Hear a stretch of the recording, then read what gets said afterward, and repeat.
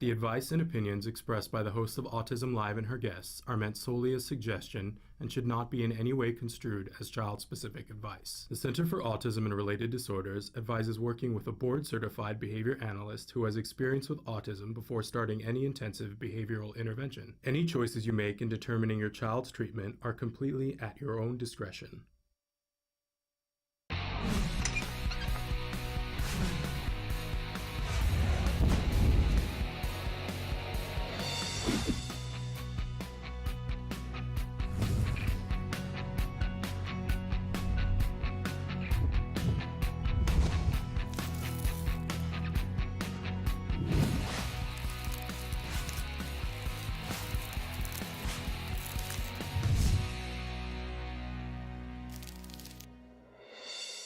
Good morning and welcome to Autism Live. Happy Valentine's Day to you. We're thrilled that you're spending part of your day with us. I'm Shannon Penrod. We're coming to you live from the Warner Center in Woodland Hills, California. This is the home for the Center for Autism and Related Disorders. It's also the home for Autism Live. We are going to be with you live for the next 2 hours talking about autism from a 360-degree perspective. What that means is that no matter who you are in this big, beautiful rainbow of a community, whether you are a parent, a teacher, a practitioner, a person who is on the autism spectrum, who, by the way, may be all three of those other things as well, or if you're an individual who cares about somebody who's on the autism spectrum, that might mean that you're an aunt or an uncle or a friend. We appreciate all of you, welcome you to this community, because here we're going to talk about topics that are a wide range of things that are not going to be one size fits all. And we welcome your questions. We're going to talk about that in a second. But we know that wherever you're walking into this circle, we all have one thing in common, that we want for individuals who are on the autism spectrum to get the respect and the dignity and the employment and the opportunities and the skills that are important to them to help propel them towards living their best life and fulfilling their dreams. That's what we're all about. And what a wonderful mission to be on, right?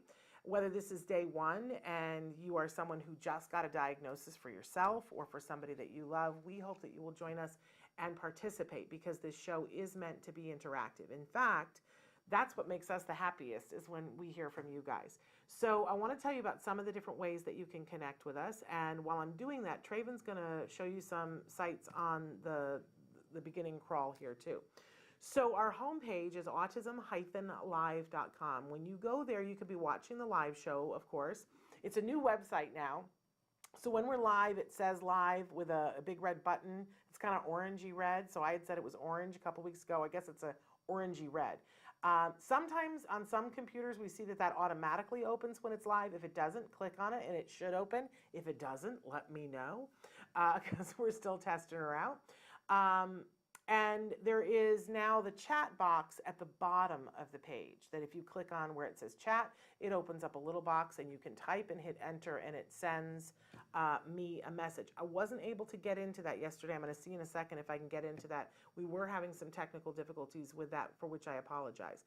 But I was having other technical issues here. I don't know whether internet has been weird.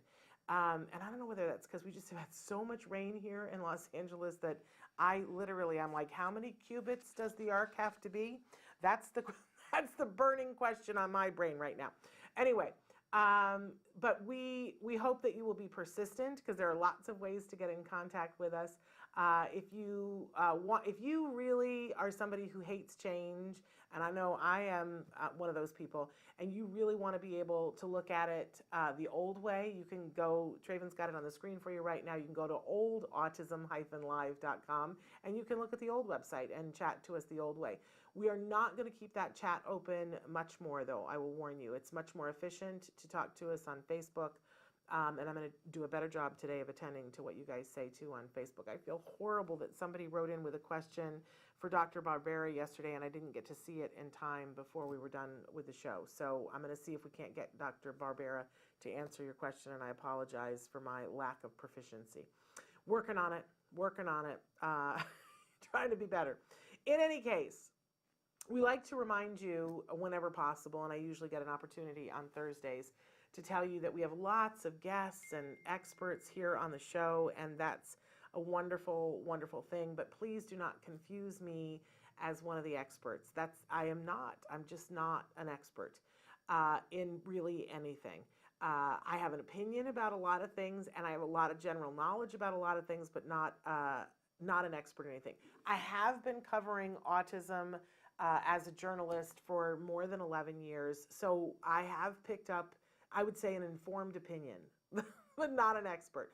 But here's the thing that I really want you to know, that even though I'm not an expert, what I care about most deeply is that we get you connected with whatever it is that you need. And I don't know what that is. I'll be honest with you. And it's not one size fits all where I could say, well, I'll give you this and you'll all be happy. That wouldn't be the case ever, right? I am an autism mom. My son was diagnosed with autism at 2.5, and I'm very happy to say that the disabling part of autism is not a part of our lives anymore. Even to say that, you just can't know how huge that is for me to say that, because when we started this show, that is not what I would have said, but the disabling aspect of autism is not a part of our lives anymore. My son's brain works differently than mine, and I come to find out my brain works differently than my husband's and everybody else in the room, and so does his, and it's all okay. But there's no part of that could be, I just don't think you could point to that and say that that's a disorder anymore. But there was a time when he absolutely qualified for that diagnosis. But we got good help. We got good support. It was still hard. And there were days that I didn't think I could get through it. And it means the world to me to be here with you and to say, si se puede. Come on, hold my hand. We get through this together, right? I would like to help you.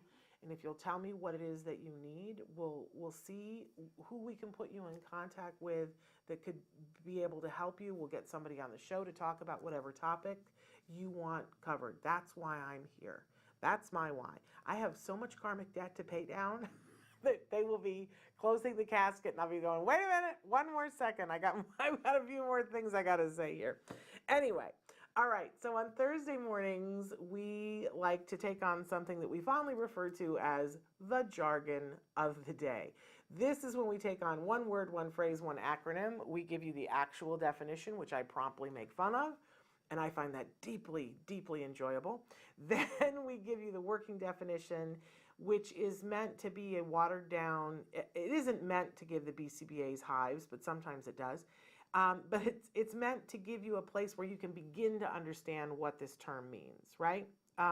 Because we need to understand what these terms mean. They're there for a reason. They save time and energy and money.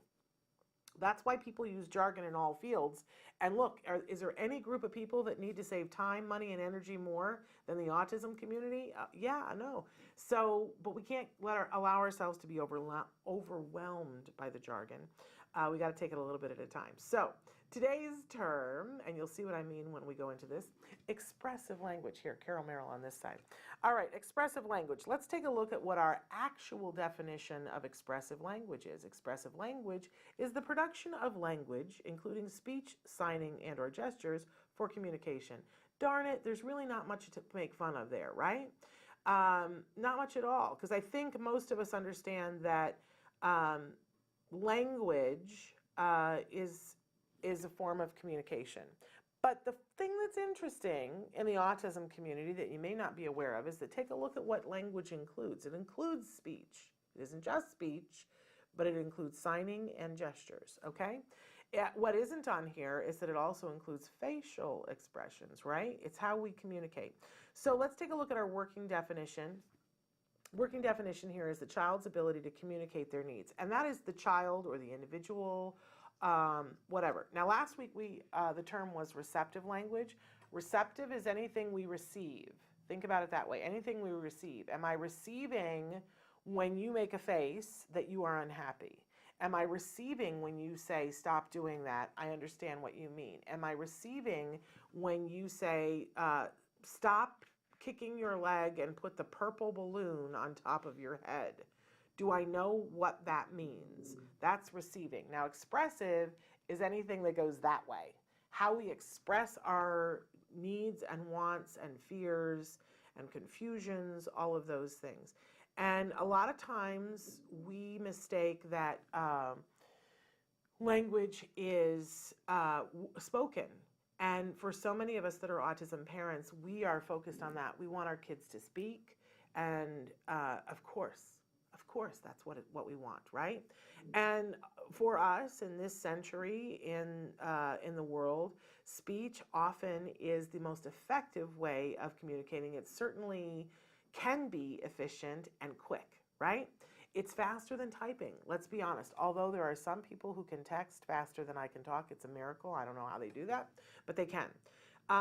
So keep in mind, though, that however you express yourself is language.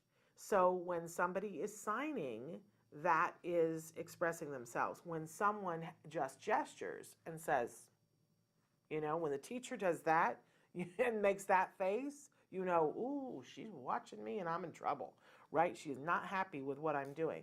When we smile at someone, we are sending a message to them.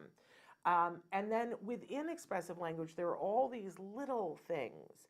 Like when, have you ever met somebody who has that Ben Stein sort of flat affect, where I had a student who said, I love it. And I never knew whether she was being sarcastic or whether she really truly loved it.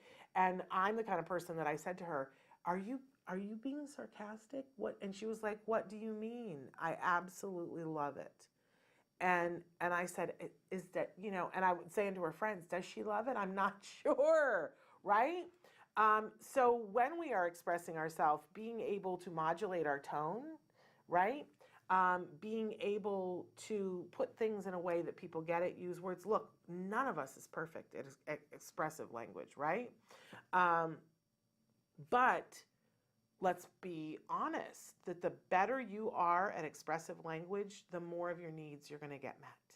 And that's true for all of us. But imagine being a person who's on the autism spectrum who does not have speech yet, maybe ever, who does not have the ability to text, does not have the ability yet to push a button, or does not have icons that they can trade with someone to say, I want a glass of water, right? And does not only does not understand gestures, but does not have the command of gestures to make themselves heard.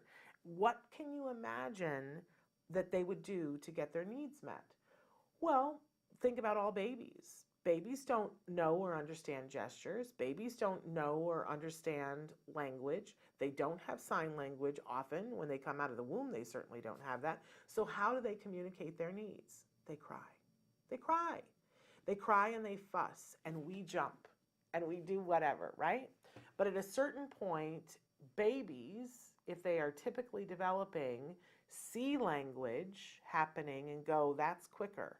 And they go through this phase, and we have a name for it, the terrible twos, where they're trying to convert from I cry to get my needs met to language. But when they first start with language, it's not efficient for them because water just doesn't pop out of their mouth, right? They have to build up the muscles to say water for us to be able to receive it. So they throw tantrums. They throw tantrums, and they'll hit. A 2-year-old will hit because you didn't give them what they wanted when they were trying to tell you. I have a little grandnephew that he furrows up his little eyebrow, and then if he doesn't get what he wants. He has a lot of siblings, and that is his mode of communication. Now, nobody should give him what he wants when he hits, because then he learns, I hit, I get. Now I don't have to cry. I'm just going to hit you, right? But see how that transaction happens? I want, I do, you give, right? Those are our most basic Maslow, there's a certain amount of things I got to have. And if we don't have language, we will revert to other things. So it's really important that every single person on the planet be given some form of communication. And some people, it has to be given to them. We're going to give you a PEX system, a picture exchange system, where you have a picture, you give me the picture of the water, and I give you water, right? Or we give an iPad that has some version of it that they click the little box and it says water, and I give you the water, right? Every single person on the planet deserves to be able to communicate. And if you have a friend, a relative, a kiddo that you know that does not have a functional communication system, we got to fix that today. And you know what's great about living in this year of 2019 is that that's possible. That is absolutely possible, because even if you don't have a computer, if you have a public library near you that you can go to the library and get 15 minutes of internet time, you can go on and download a PEX system and print it out on some paper. Yes, you do have to have paper to print it out on, and you can start a PEX system. But for those of us who have smartphones, you can start on a smartphone or a tablet or an iPad. You can give the beginnings of functional communication you can give to anybody pretty much on the planet today. I'm thinking about that, thinking, is there anybody excluded from that? I don't think so. I know that there are places in the world where you don't have internet, but that you can get to it within a day. And if you're watching this, you can. I know that. So I hope that you will, because it is a basic human need, and you will get challenging behavior until this piece is there. I'm not saying that the rest isn't important, but this piece has to be there almost before anything else can happen, even in the most rudimentary way. So expressive language, it's everything, right? Okay, that's our jargon for the day. Moving on, we always have a question of the day for you. And here's, I always find it interesting because I write these things ahead of time, and then they're always super relevant. Who do you feel isn't listening? Who do you feel isn't listening in your life? Do you feel like there's something that you're saying to somebody that is not being received? And are you saying it in the same way over and over again? Is there a different way that you can say it? I sat with a mom just the other day who said, I went to the pediatrician and I told him, I don't think this is right, and my child, is doing this and my child is doing that, and we're having tantrums that I don't think are in the realm of what I think normal tantrums are. And the doctor didn't listen. The doctor was hearing something else. And like a lot of us, that mom went home and sat on it. I did that. My pediatrician didn't listen to me. She rolled her eyes at me and said, you're just one of those late in life mothers who's worried about everything. And eventually I had to go to somebody else. And eventually this other mom that I was talking to the other day had to go to somebody else. Or we've heard of people who've gone back to the same pediatrician and said, I need you to listen to me. I might not be using the right words, but I don't feel like you're listening to me. And so I put it to you, who do you feel isn't listening? And have you given up? Because we can't, not when it's something important. Don't give up. Put it a different way. Put it in a context. Try using different words. I've shared on the show how much it makes me crazy when I go to a store and I say, do you have this or that or whatever? And they will say to me some phrase, and I don't understand what it is. And I say, I don't understand what that is. And they use the exact same words. And the woman who said to me, I was looking for an umbrella for a patio, and she said, oh, we must have X blocked that on the third cap.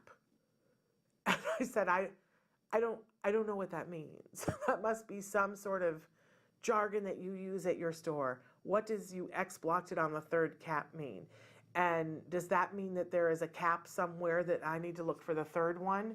Or is that a calendar thing? And she said, well, we X blocked it on the third cap. Yes, I am very aware of that. What does it mean to X block something? She said, well, we X blocked it. And then I want to lose my marbles. And I kept trying different ways to say, I don't understand what an X block is. And I think finally what I said to her was, you might as well be saying to me, it's on the purple third stava. I don't know what is an X block? And eventually she said to me, we don't have them. And I don't know whether she did or she didn't have them, but it got rid of me, right? But try when somebody isn't listening. try to see if you can change it around to get them to listen. Okay, then we always have a topic of the week, and you're going to love this because it goes hand in hand with what we were just talking about, and that is repairing the conversation. Now, this is something this is a lesson in skills for individuals who are on the autism spectrum, but it's a lesson that is beautiful for all of us. You can go in and you can read it, and it's all about how do you recognize when the conversation isn't working? What do you do about it? What are the steps that you can take to be able to start communication back into happening? And it includes things like changing the way that you're asking, that sometimes instead of keep saying it verbally, to write it down in different words, to draw a map, to try to get somebody to understand. And sometimes it's not a map, sometimes it's a diagram, but that there are hundreds of ways to repair the conversation. That one of the techniques is to stop and say, what is it you're hearing me say, right? And put it on the other person's foot. But this is something that we teach young people who are on the autism spectrum. This is an advanced skill that we don't probably, I would guess that this is something that doesn't emerge until around 8. Although there are some exceptional kids who can do this earlier. But I know a lot of 37-year-olds that need this. I'm a 56-year-old. It behooves me to look at this lesson from time to time.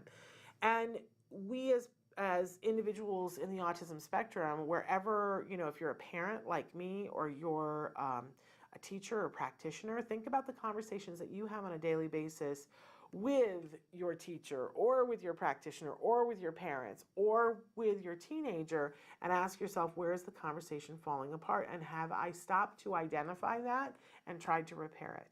When we can repair the conversation, it's so funny what happens, because then all of a sudden people go, oh, what you want is this? Oh, we can do that. Oh, that's what oh, I love that sound. That means we've picked up the threads again, and we plugged everything in, and the electricity is flowing, and the conversation is happening, and things get easier. But a lot of times we just bang the head, right? So repairing the conversation, we're going to talk about that a little bit today. So here are some of the things that we have going on today's show. I think you're going to find this really interesting. So first of all, we're going to start with a mindfulness moment in a few minutes. But then after that, a little bit further into the hour, we've got special education attorney Bonnie Yates is going to be with us. She joins us from the law firm of Heergy and Chow in Culver City, California. She's going to be answering some questions that you guys sent in, and please feel free to be sending in your questions. I know we're at the beginning of IEP season, right? So don't be shy. Send in your questions early. It doesn't cost you a thing, and you get an expert to weigh in and give you her thoughts, right? Then a little bit later on, after Bonnie, we have Dr. Andrea Mills, and she is a pediatric and family chiropractor at Restoration Chiropractic, and she's going to be talking with us about how the practice of chiropractic works with autism. And this is not a new subject to us. We've covered this before on the show, but not with her, and I'm really interested to hear what she has to say. And, it's one of those things that you might be shocked. You might be shocked at some of the things that she has to say. So all of that, and if we have time, we're absolutely going to try to get to some of your questions that you guys have written in.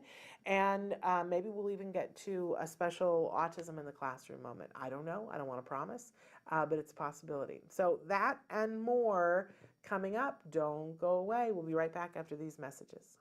Hey, I'm Candace Cameron Bray. Tom Bergeron. You're watching Autism Live. And you're watching Autism Live. And you're watching Autism Live. You're watching Autism Live.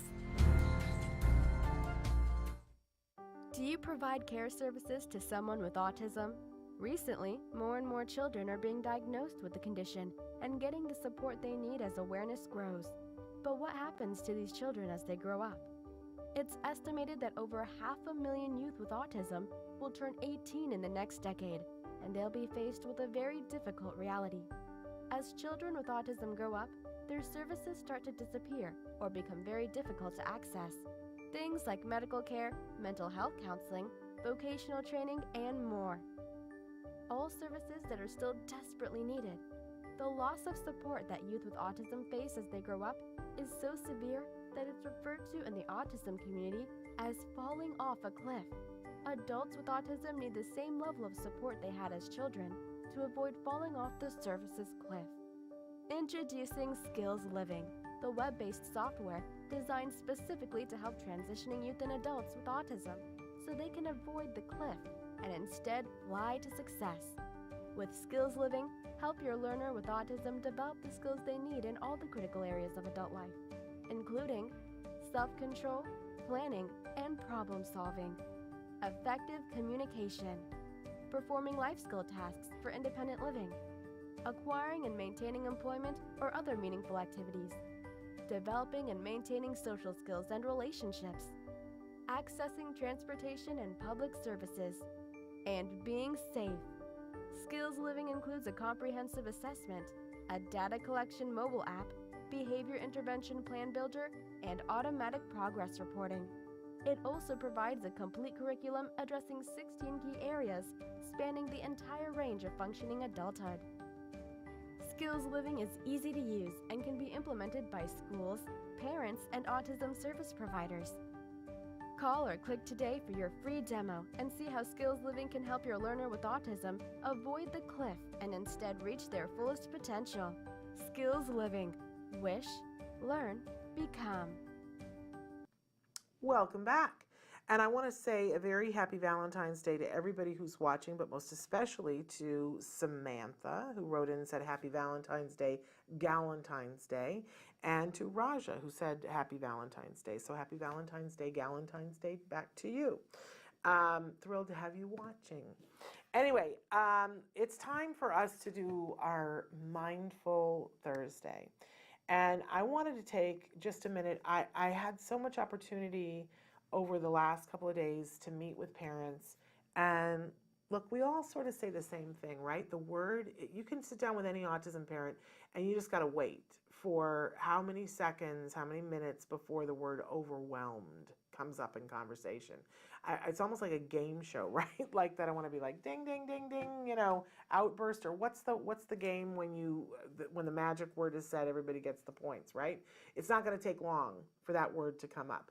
And look, we have many things in our arsenal now. And one of the things that I was very happy to talk with parents about is, and we talk about a lot on the show, ACT, which is Acceptance Commitment Therapy. And there's a growing bit of literature about this and studies that show that when ABA is done in conjunction with ACT, that it really supercharges the ABA, because we can come at it from a better viewpoint. And I wanted to take just a second to talk about what ACT is and does and what my experience of it is. Those of you who watch the show know that I'm a pretty paranoid parent. And, you know, look, I don't argue that with people. When people say to me, wow, you're really overprotective, I go, yes, and because I have reason to be in my life. The world has shown me that that's a thing to be. So it's sort of my culture. You're not going to talk me out of being a controlling parent, but there are times when it is not to my son's benefit, right? There are times when me being paranoid isn't useful to him, isn't helping him to achieve the things that he wants to do. Like the other day, he was going on a field trip with his class on a college tour. And, you know, that's entirely reasonable for him. He's entirely capable of going on a field trip without any extra support. And that has been the way for a couple of years, right? He does not want his mother on the bus with him. He doesn't need me on the bus with him. Do I want to go on the bus with him? Yes. That is about me. That is about what I want. And I need to be able to look at things and go, is this about me or is this about him? It's not a question of, is it rational? Is it appropriate? Because everybody's different, right? What's rational and appropriate for me and my life experience is different than for you.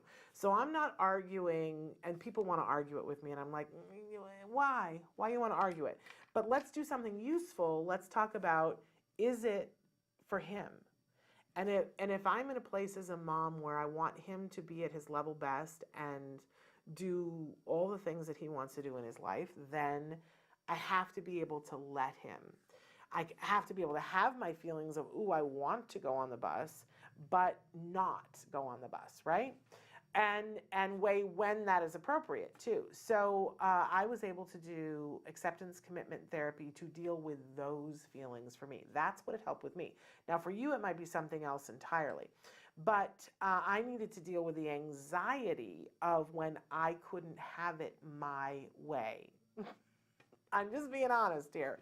And that feeling of wanting to comes up for a reason, but then to be able to rationally look at it and go, but who is this for and who is this about, right? And there are lots of times that it's about us. And I'm not saying that that's bad. And what I love about ACT is it places no judgment on it. One of the things about ACT that it says, especially when we're having strong emotions about something, it's because we are looking through binoculars and we are looking at something and going, look, there's that thing that's most important to me. I can see it right there. And that is what I'm focusing. And ACT says, yes, and we're not going to negate that at all. But is there anything else? If we were to open the lens, can you see anything else? Can we open it more? Can you see anything else? Can we look at all the things? How wide can we get our view?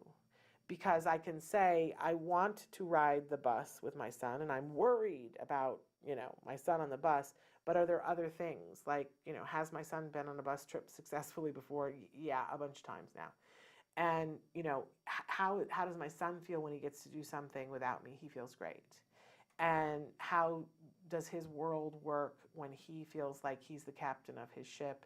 And how do I feel when he does well on his own, right? I can just keep opening that lens up and see that, gosh, all of those things are true, including the one where I want to ride the bus. They're all true. And if I embrace them all, then I can begin to see that, okay, oh, right, the bus thing is about me, not about him. So that is helpful when we can identify that. And then I can start to use mindfulness to help myself to be calm. If I get a period of time every day where I just get to breathe and either clear my mind, but that's hard for me. I just got to be honest with you. But to at least be meditative in a state where I'm saying that right now, everything is okay. It's the thing that Nancy and I were talking about yesterday, that right now, we can get caught up in every moment before this moment. We can get caught up in what might happen or should happen or would have happened in the future, right? We can do all of those things. But when we are in this moment right now, usually if we have the time to ask the question, how are things in this moment? It's because nothing horrible is happening in this moment. Yep, maybe something horrible happened 5 minutes ago. Maybe something, devastating, is about to happen, we think, right? But in this moment right here, almost always is okay. And honestly, it's like the litmus test for it, because if something truly horrible is happening, you don't have time to ask that question. You just don't, right? So having a moment every day to be mindful of the fact that, oh yes, right now, right here, I am okay, he is okay, we are okay. It is like putting down luggage, right? So let's try to do that right now, right here, you and I. Just feel your feet on the floor. Feel if you're sitting on a chair, what kind of chair are you sitting on? Notice. How does your butt feel in the chair, right? How do your feet feel on the floor? And if you need to move things around, move things around. But get your feet flat on the floor. Get your hands somewhere on a surface. It can be on your thighs or on the table in front of you or on the arms of your chair, and feel what it feels like. My hands are on glass here and it's cooler than everything else. And even just acknowledging, oh, that's what's happening right here. Notice where the light is coming from in the room and what the smells are in the room. Just bring yourself into this moment right here. And as you do that, you want to start to notice, where is your breath? Because your breath happens in different places in your body depending on where your thinking is, right? That sometimes you're breathing and it's right? And your shoulders literally, and see, when we breathe like that, I have to cough because we're taking in air. And when you can hear yourself breathe, it means that your vocal cords are shut. If your vocal cords are open and relaxed and you breathe, it doesn't make a sound. Everybody take a breath and see if you can breathe without making a sound. It's different, right? But if we do that sharp inhalation, right? It's not good for your vocal cords. It literally can cause you to have vocal nodes if you do it over and over and over again, right? So you relax your vocal cords. And that means relaxing your throat, which means relaxing your face. It means relaxing your jaw. And allow everything to sort of sink into whatever you're sitting in. And we say, let the breath drop in. Let's see where it is. Take the breath and see where it is. What's moving? Is it moving down here? Is it moving here? Is it moving here? Where's your breath? What we want is for it to get as low as possible. I can feel that where I'm breathing right now today is here, and I need to be breathing a little bit. I had a teacher who used to say, breathe from your labanza. Joe Balfour, breathe from your labanza. I don't know what a labanza is, but I know it's lower, right? But if you take yoga, there are yoga teachers who will talk about your butt lungs. Try to breathe through your butt. And what a great image that is. If you picture a lung in each one of your buttocks, and that is where the air is coming in, that's about as low as it can get, right?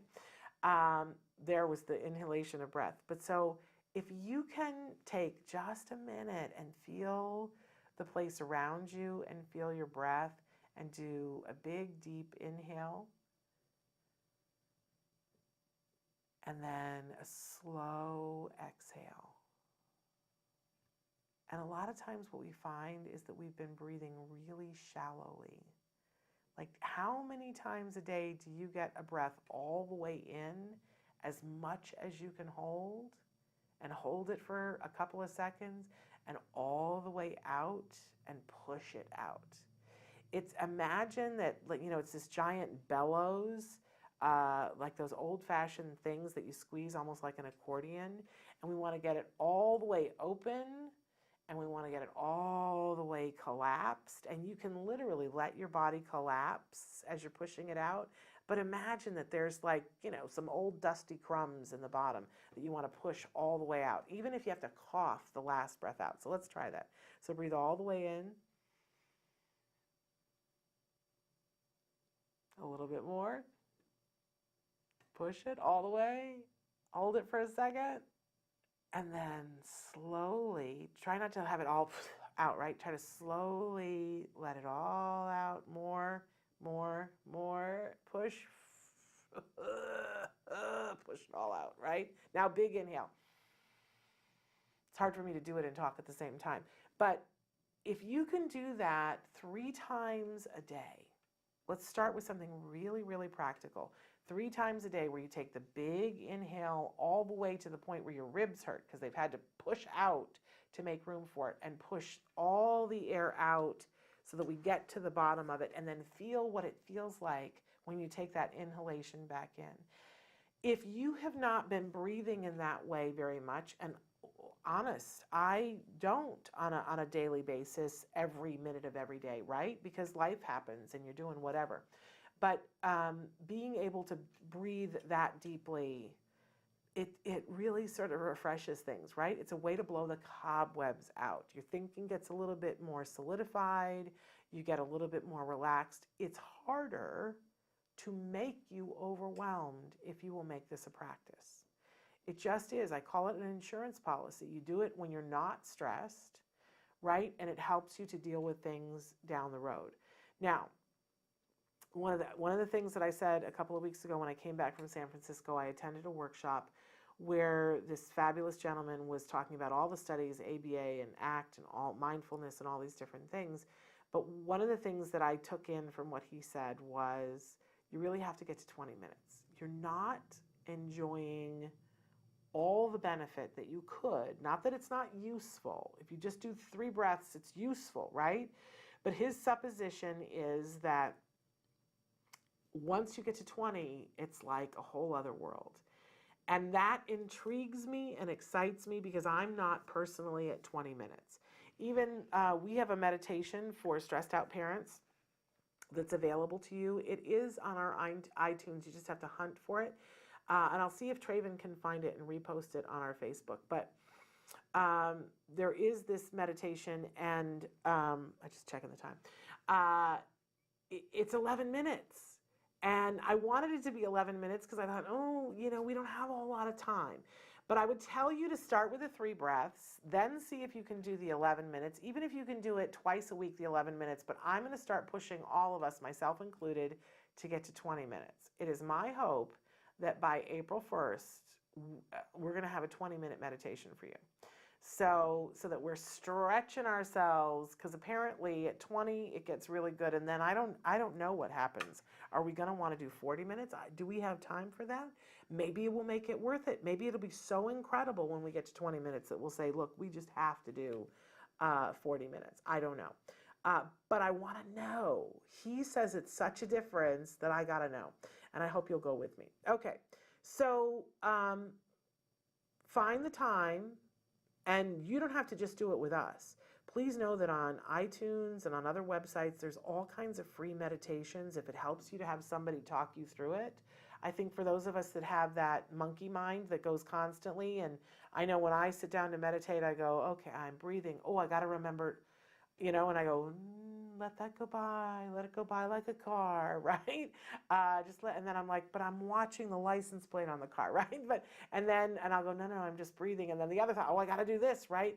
For those of us who have that kind of a mind, sometimes it helps to have an external voice who's talking us through it, that's saying, now do this and direct, because then it keeps taking us back to whatever the guidance is.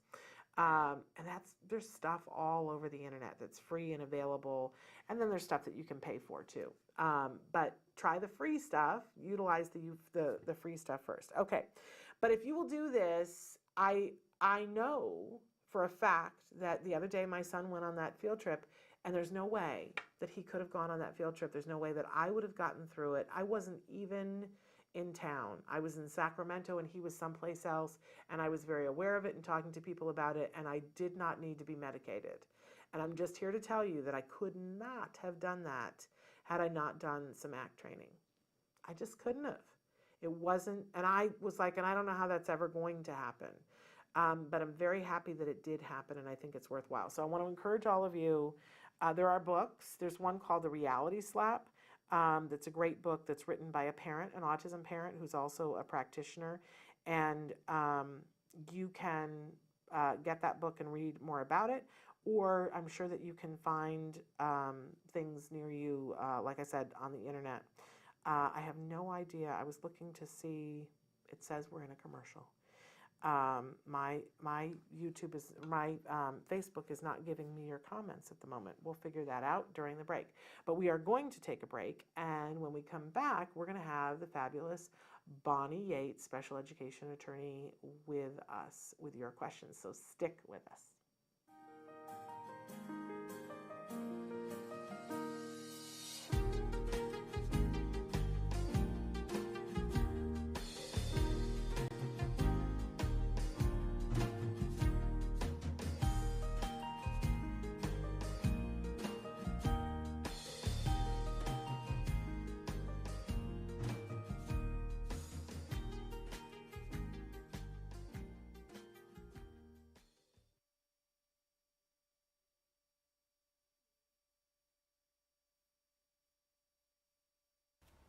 Hard times lead to good choices. Many times you're going to find out that change is coming and it's not something that you like to see. Things sometimes just don't work. Sometimes you have to put your child in a new school. Sometimes you have to put them in a different classroom. Often you'll see this with perhaps special education versus regular education, or everyone's favorite, puberty. All bets are off then. However, these things happen when they need to happen. So making that hard choice is super, super scary. But when you open those doors to look at things that maybe you've never dreamed you would have to look at, you're going to find help that you never expected. There are a lot of people out there dealing with the same things that you are dealing with, and there is a level of help that you never even knew existed. So don't be afraid when it's time to look at the scary problems that you're having. When those things come up, when the aggression increases, when things are falling apart at home, when you're getting the calls from the schools, don't be afraid. Reach out, find out what you need to do. You might need to look at new schools, new housing, you might need to access new levels of service, but I am telling you, you're going to see amazing things. There are children that as they grow do things with the help of others, very specialized support, that you never thought they could do. So once you do that and you meet the child where he or she is and you give them what they need, everybody can do better and you're going to see amazing progress. Hi, Lisa Ackerman back with your Talk of Facts, the autism journey questions and answers that you need to help your child make the progress they need. I'm here to talk to you about one really important item. A lot of people ask me the question, well, Lisa, I want to see this specialist in another state. How do I do that? You know, I don't own a jet. I don't have the ability to fly without great pain and travel. Not a problem. We know how to get this done. So I actually encourage families, even though in travel can be a tremendous hardship getting a child with autism through security, through the plane, and in the journey to where they need to go. We have a whole white paper on TACA about how to travel with special needs kids. So it can be done. So travel, we know that can be expensive. Not everyone has an unlimited supply of cash for air flights. We love and work with this group called miracleflights.org. They're fantastic. They will fly you and your child, so one parent, one adult, anywhere in the United States, one time a year. Also in the TACA document are places to stay. So often you will have people in your life that love and support your family and don't know exactly how to help. Ask them to gift you their travel or their rewards cards or coupons for hotel, rental car. That's a great way to be able to get maybe a hotel room that has a refrigerator or a microwave and it's close to a Whole Foods, so you don't have that added cost of going out to dinner, especially if your kid has a lot of allergies. It's important to note that there's not a pediatrician or a specialist by every Starbucks in the United States. Close does not always equal best. So I bring up the travel point so you know that travel is possible, number one, and often it's really going to help you get down the road faster for your kid and getting the answers you need from the specialist that knows what to do. So don't be afraid to travel. Welcome back, and we've got Bonnie with us. You know, Bonnie, we can already see you. Hello. So that's a very cool thing. So welcome back to Autism Live. We're joined right now by Bonnie Yates from the law firm of Jargon and Chow. Bonnie is a special education attorney. She also was an autism mom. I think What do you mean was? Well, like, I don't even know, and I should ask you how you like to word that, because you have a child who is referred to as recovered. Do you still consider how do you word that now? Oh my God, are we having that discussion? No, we don't need to. I didn't mean to put that out there. It's a really interesting discussion, and it is a really contemporary discussion for me in a way because of pending grandchildren that I'm not supposed to be talking about. Well, let's not talk. I don't want to get in hot water with anyone. Yeah, I know, it's so easy to do. It is easy to do. But maybe we should table that for another time. But I want people to know that you have experience with this personally. That's what I was getting at. Well, I think that's true.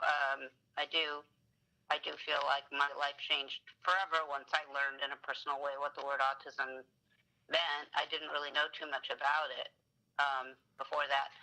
So were you already a special education attorney when that happened? No, not at all. Okay. Not at all. We have to go through Most that people aren't. story. Most people end up doing it, you know, in response to the experience. I mean, we could have a whole other program called So You Want to Become a Special Education Attorney, but today, I think what we're supposed to be doing is talking about, among other things, you had questions from people about discipline and individualized transition plans and so on. So, should we jump into that? What I'm supposed to be doing is doing the disclaimer, right? Yes. Okay. And talking about the fabulous Jargon and Chow. Okay, the fabulous Hirji and Chow. Let's see if we can do that. Let's see if I just lost the disclaimer. No. Okay, Hirji and Chow is a 6-attorney law firm that I'm lucky enough to belong to. We're in Culver City. You can reach us by phone at 310-391-0330, and our website is lawyer4children.com. The disclaimer basically is that we're not giving legal advice, that the answers to the questions on the show are very general in nature and not intended to be specific advice for your specific problem. So in almost any circumstance, you're going to need to consult an attorney for more specific information. But we're trying to get everybody conversant in how the law works and what some of the verbiage is, since, I think every parent that goes through this is like, what were those people talking about at the IEP? Which would be another really great,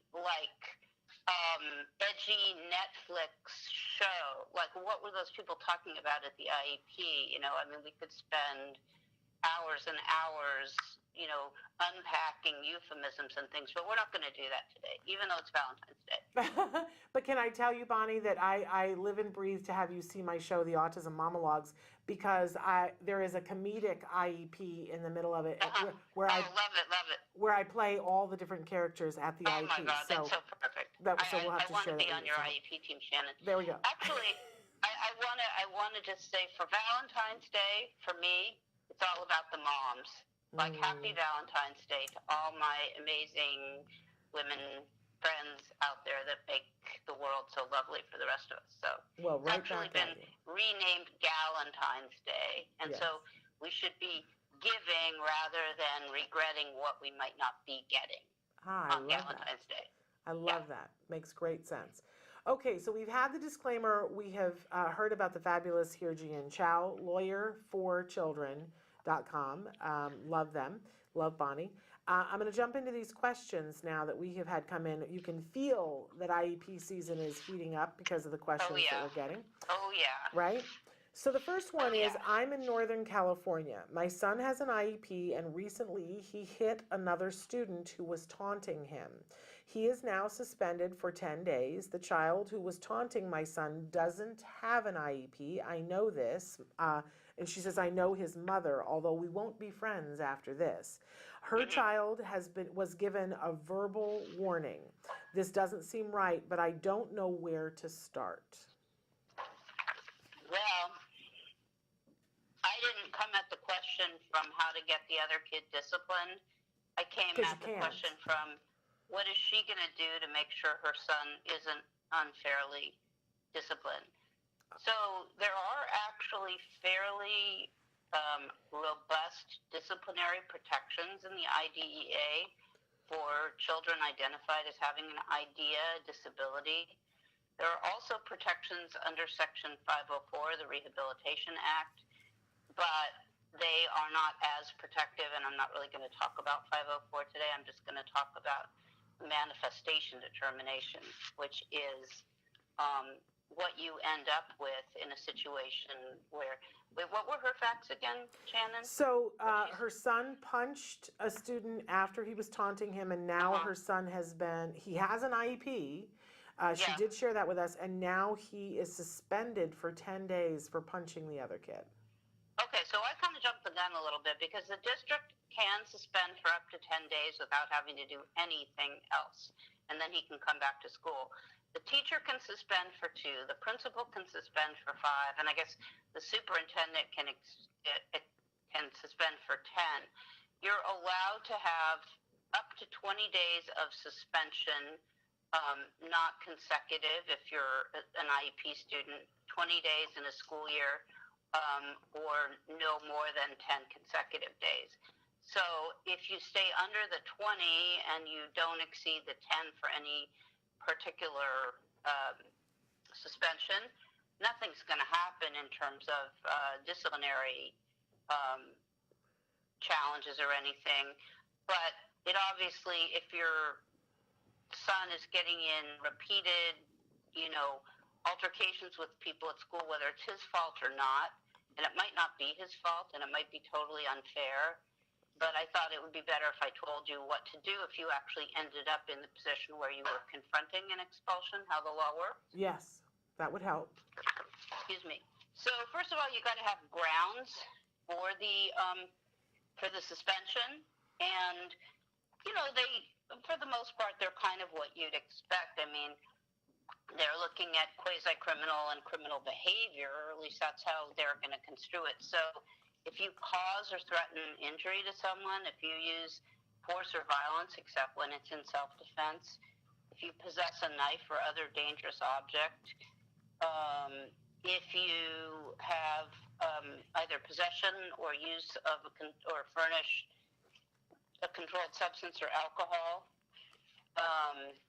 if you furnish something to somebody else claiming it's a controlled substance, but it's not. If you commit the crime of robbery, extortion, vandalism, or theft. Here's an interesting one. Use of tobacco is actually, can be a basis for getting expelled. Tobacco is no good, and apparently what I'm told by some of the students is that, in a lot of public school, high school bathrooms, you can get everything. If you jewel your tobacco, you can get a jewel. If you want Adderall, you can get Adderall.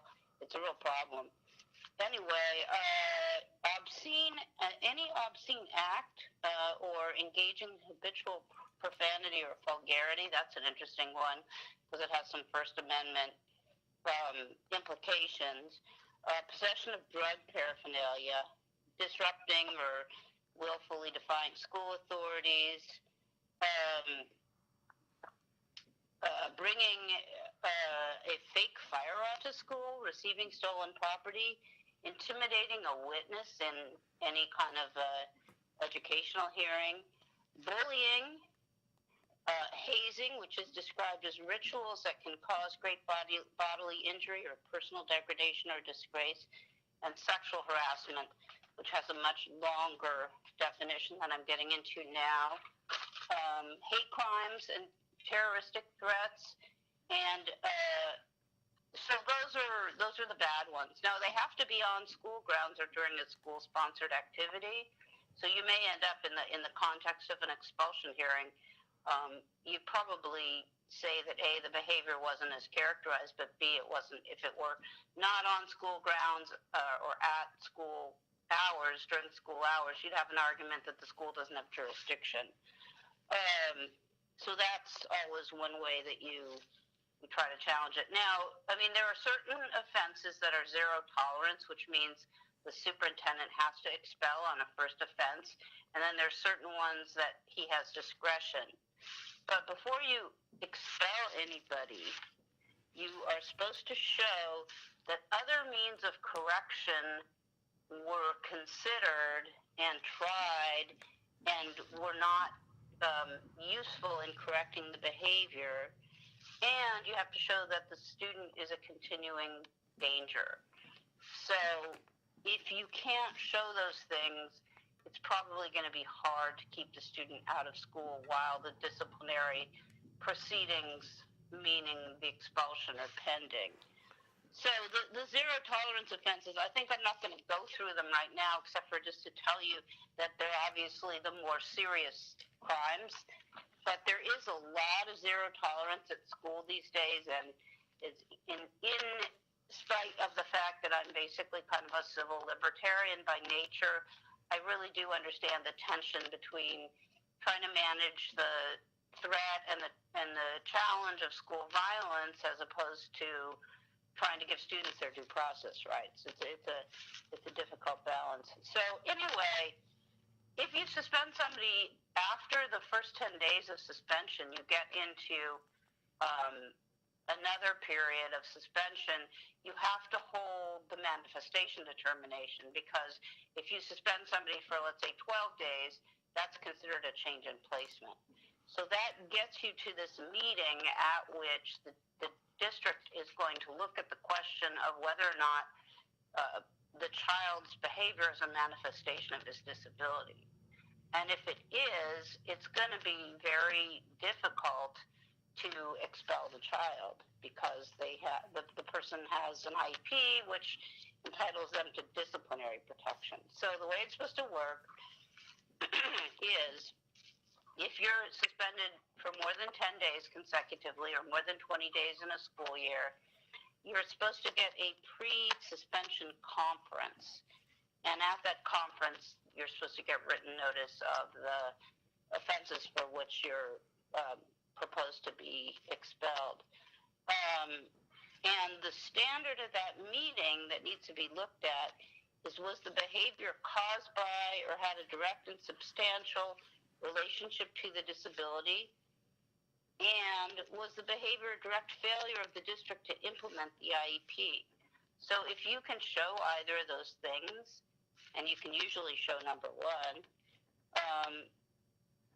the student has to be returned to his existing placement without further punishment, and the district has to look at his behavior support plan and make appropriate changes to it. So it's gonna be difficult. It's gonna be difficult to expel somebody who has an IEP, and none of this really addresses the question of why the listener's son got a seemingly more strict correction than the other student. But I have found sometimes in these situations that we don't always have full knowledge of actually what punishment the other student received. But it's just a lot easier to punish students that don't have an IEP. And I will tell you, if you end up in an expulsion hearing before a panel in a public school district, the panel is likely to be composed of people like principals from other schools within the district, including like their continuation schools where they sometimes see the most difficult students and things like that. And they are going to be biased in favor of the school district. You are going to have to work very hard to present your client as a human being in this context who is worthy of more understanding and leniency. So can I ask a question, Bonnie? Because I've not been through this process. So let's say it's Tuesday afternoon and your kid punches the other kid in the face, and you get called, and is it that because my feeling has always been that they expel your student right there, and now you're telling me that there's some sort of a... He has an IEP. So you're telling me there should be something that happens before that about how much, but they send him home in the interim? They're allowed to suspend without consequence for up to 10 days. So suspend is different than expel. Right, and during that first 10-day period, they're not required to make sure that the student get the services listed in his IEP, but after the 10th day, they are. So, you're going to be killing some time at home waiting for all this to play out. And this expulsion thing, this committee that you would come through, you'd probably have a few days to get yourself together for that. But at that, you can say, was the thing that happened caused by the disability? Was this a failure of them to implement the IEP? But we don't have that for the suspension. They can just suspend for 10 days? No, I haven't explained it well. If you're suspended in excess of 10 days, you're going to have the manifestation determination meeting at school. Okay, I got that. You only are in expulsion territory if you don't have an IEP, or the manifestation determined meeting results are that the behavior was not a direct and substantial manifestation of the disability. But my question is, so you've got this 10-day suspension. You can't make any argument about this happened because of the behavior is something that is related to their IEP and their disability. That 10 days you just have to sit out? You're saying, do you have any ability to bring a complaint for a suspension that does not trigger the requirement of having a manifestation determination, right? Well, I'm just saying, do you have any recourse? When they give you a 10-day suspension, do you have to take it? Not much. No, it's only when you get beyond the 10 days that you start having some legal protection. All right. I see. I didn't know that. That's horrible. Well, the reason you didn't know that is because, fortunately, you haven't had to be in the position of Right. having a child of yours Yeah. face disciplinary charges. And what you find out is that it's quickly on the part of the school district that they start to think about the child as having a criminal propensity. And that's really dangerous for the whole situation. I was thinking the IEP protected us from suspension, but what I'm hearing is it protects us from expulsion. Okay. You got it. Okay. Now, so a disciplinary suspension in excess of 10 days gets IDEA protection because it is viewed as a change of placement at that point without an IEP team meeting. Does that make sense? So if this suspension for this mom who's asking the question goes over 10 days, there's a bunch of things she can do. But while we're in the 10 days, she's just got to wait it out. That's right. Okay. Exactly. That was not what I thought you were going to say, Bonnie, but that's good to know. That's good to know. If that happens, in those 10 days, you got to be sitting at home, getting your ducks in order in case it goes a day over 10 days. Well, I don't think it's going to. I think they very deliberately did no more than 10 days because they don't want to deal with a manifestation determination meeting. The problem is whether they legally are required to do something or not, they got to keep an eye on this situation because it has the potential to become very problematic for them. So, I mean, just to kind of finish the analysis, there are certain situations, like if you carried or brought a weapon or possessed a weapon at school, used or sold drugs at school, or caused great bodily injury, that they don't even have to go through the disciplinary proceedings. They can move you off of the campus and into what's called an interim alternative educational setting, which, believe it or not, speaking of gobbledygook, is abbreviated IAES.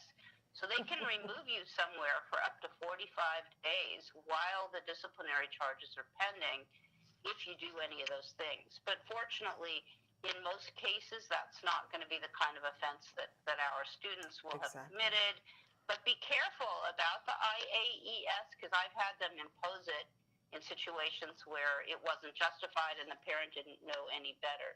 Oof, okay. So what are your options if the IEP team determines that the behavior was not a manifestation of his or her disability? Well, the answer is you can file for due process, and because you are being excluded from school, it will take only 20 days from the filing to get you to hearing, which is quite fast, and within 7 days, the district will have a resolution session meeting with you to try to, work things out. So that is how that gets handled. I think the other thing I wanted to tell everybody is that there's a great provision in the law for if your student doesn't have an IEP, but he kind of should have, he was suspected or should have been known to have a disability, you can have the same disciplinary protections under IDEA as if you had an IEP. So that's pretty great. So then the question is, well, what would trigger that? One, any written concern on the part of the parent that the child should be referred for an assessment and special education services. If the parent requested an evaluation, or if a teacher or other school personnel expressed concern. And there's a big kind of caveat here, like parents don't put it into, do put it into writing. Don't just make oral comments to teachers at school. But what's pretty great is there's a specific provision in California law that says that if you go to district staff and you do tell them that there's a problem, district staff are supposed to help the parents put their concerns in writing. So generally, once you can trigger this suspicion of having a disability protection, you will be treated as if you have a disability for purposes of doing the manifestation determination, and the district is going to have to evaluate at that point and quickly figure out whether they overlook the fact that the person has a disability. So there's a whole kind of world of school discipline stuff that happens in public school that most of us are shielded from. But there are a lot of problems, including the fact that schools now employ school police who befriend kids, and then later they use that or may use that relationship to solicit confessions from kids and things like that. There's a very zero tolerance attitude toward disciplinary infractions. So this is a really important area for parents to understand, and we sent you a very well-authored, common sense, not too long publication from Disability Rights about how this actually works. So that's one of my goodies you can today? Look at it in more. You can look at it in more depth. Is that one of my goodies for today? Yeah, it is. Okay, so we're going to post the goodies on Facebook. Goodie number 2 is about individualized transition plans. Yeah. Which is a long-ish subject, just like this one. So I think it'd be better if we did that on another day. Okay. I believe I sent you. You sent me 2 goodies. Yeah, I sent people the pamphlet on individualized transition plans so they could take a look in advance of our getting to it. But the short answer is I'm very frustrated about individualized transition plans because I don't think that the way they're treated in California is with adequate seriousness. And I think for next week, I'm going to send you a redacted transition plan so your audience can see what a bad job is being done on these plans and how you could never really plug in a plan like this and actually make it mean something for somebody post-secondarily. It's really a shame. Okay. It's really something we should be ashamed of. Well, and so we I need don't you know better. if we have more time for the shorter questions. We're going to do transition plans. We still have one chapter to finish up with the 504 plans versus IEPs for students with specific learning disability.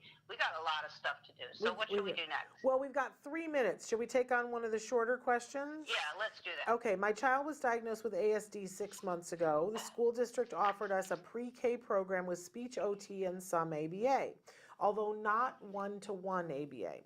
He has been... I love this question. Yeah. I love this question. Because we hear this all the time, Bonnie.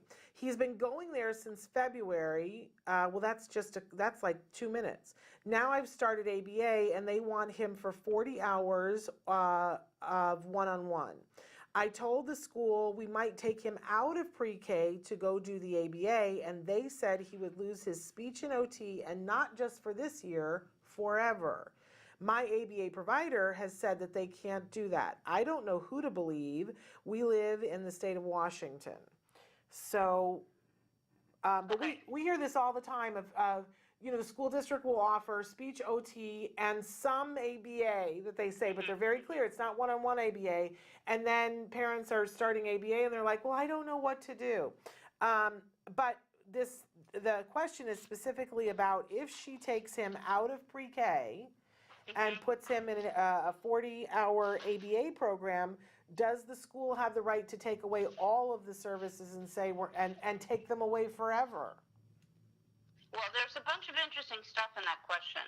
Okay. The first thing is, where did this term group ABA ever come from? Because it's really outside the scope of my practice experience. Yeah. Hello? Schools are we just invented that. letting this one slip into the language without acknowledging how wrong it is? Yeah. No, schools invented this as a way of putting a patch on things that parents worry about, because parents would come and go, well, he's supposed to have ABA, and school goes, we do ABA. Yay! Exactly. You get a sticker now, school. Right. Great. Okay, here's the thing about this. This is a really relevant conversation because we now have, at least in California, I know this is in Washington, but let's just assume that the circumstances are similar. Since 2012, we've had a mandate that kids get ABA through their health insurance. They have one in Washington. Presumably full-time until their compulsory school age, which in California is 6.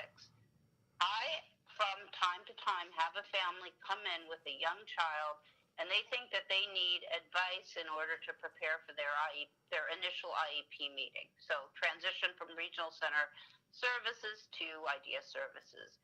I will tell them the nicest thing you could do for your family and your child would be to take like a pre-IEP holiday where you don't have an IEP that takes, if you can have one, but it shouldn't take any of your time or energy.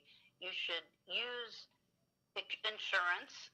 You should do a full-time ABA program. You should make sure that you're working with an agency that delivers quality. And then you should, hit your foot on the accelerator pedal and do this ABA intensively for a couple of years so you can get a really good idea of your child's potential. So I am all for delaying IDEA services because I don't think they're going to help very much. I mean, we don't trust the district's ABA. We routinely hear that speech and language services and OT services are not very good. We know those people have heavy caseloads that oftentimes exceed state permissible numbers. So, I hope I'm not going to get in trouble by being too anti-public school special ed here, but I'm pretty anti, from what I've seen over the last 20 years. And I think a 40-hour-a-week home ABA program is going to do so much more for this kid than a public school special day class that'll be 3 or 6 hours a day.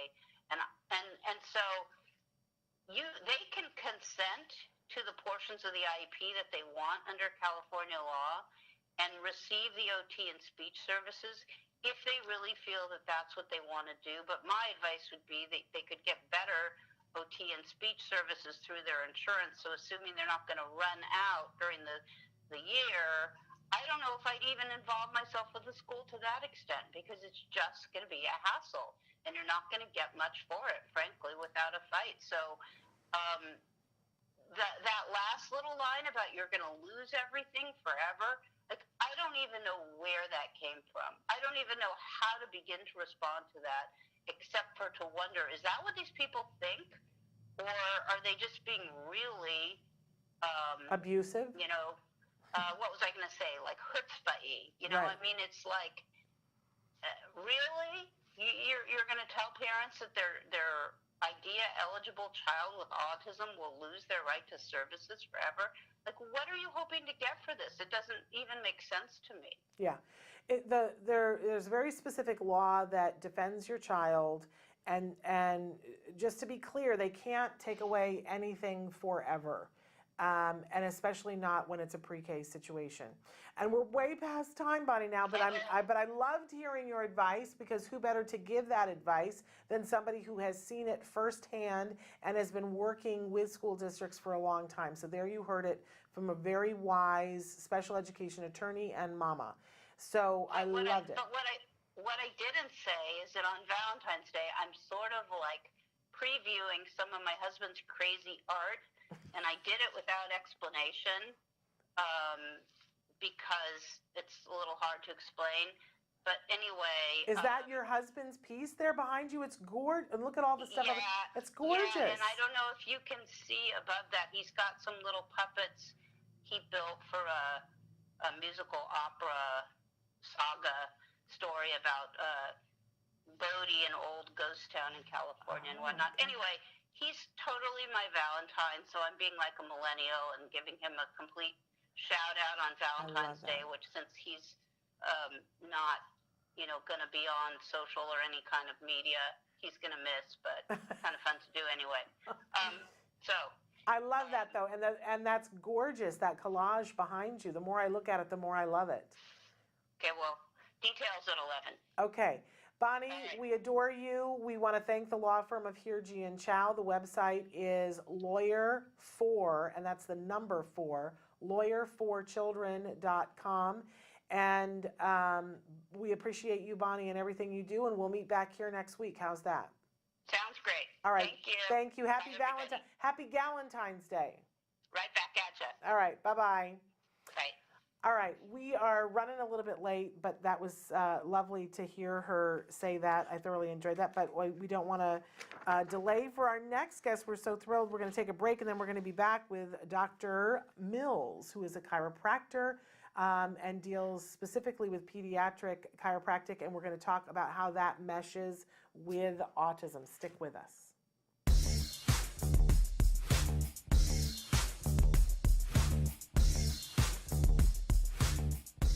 Parent to parent, you might be asking yourself sometimes, why does my child have meltdowns?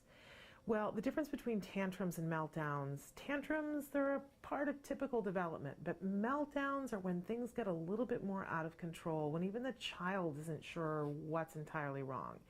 Generally with a meltdown, there's an environmental component. There's something else going on outside the child that's making the tantrum worse.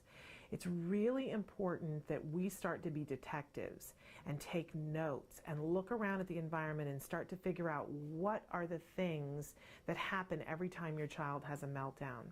And lastly, it's important to get help. You really can't face these kinds of things effectively completely on your own. Tantrums, they're a part of typical development, but don't accept meltdowns as something that just happens. Make sure you get help and support. You might be asking yourself if your child has autism.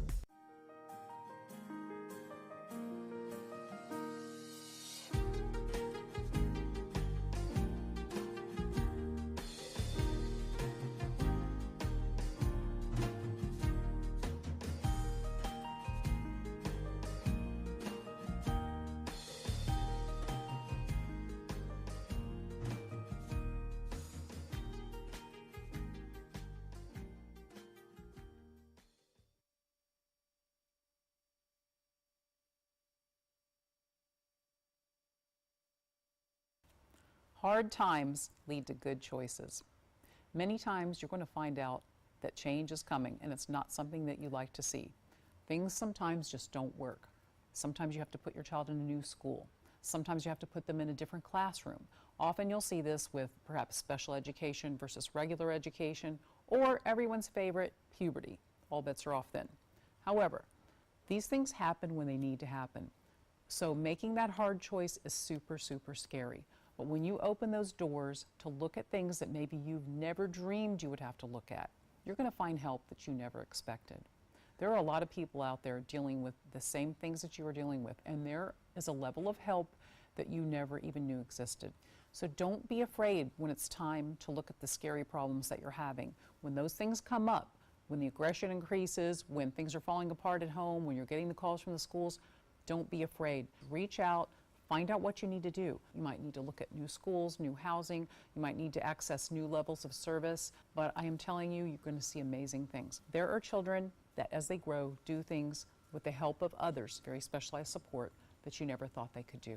So once you do that and you meet the child where he or she is and you give them what they need, everybody can do better and you're going to see amazing progress. What is autism? What is autism? What is autism? What is autism? What is autism? What is autism? I've been asking myself that for a very, very long time. Let me think about that one. Trying to, just, Jeez. Let me think. Oh man, that's a rough one. Yes. Autism, Autism is a neurological disorder that affects many of our kids in different ways. It's a learning disability that affects the cognitive functions of the brain. A lot of people have the misconception that it's a disability, and it's really not. I look at it as like a special gift.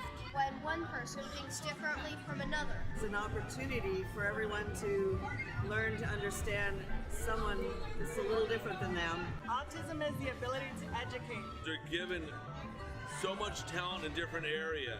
To me, autism means a chance to be with and be around people you really care about. Autism is beautiful. It's a way of seeing the world differently. It's always unique, totally intelligent, and sometimes mysterious. Happiness that comes out of my son's hard work. It's a movement. Unpredictable. That's right. Awesome. Love. The field I want to work in. Laughter. fun, joy. Autism is beautiful to me. I want you to remember these 3 words. There is hope.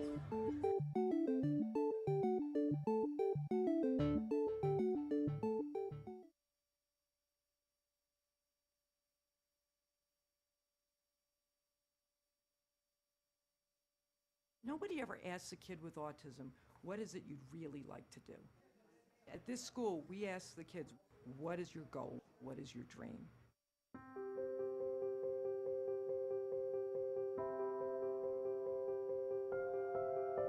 Exceptional Minds is a vocational training program for young adults on the autism spectrum who want to have careers in computer animation and visual effects.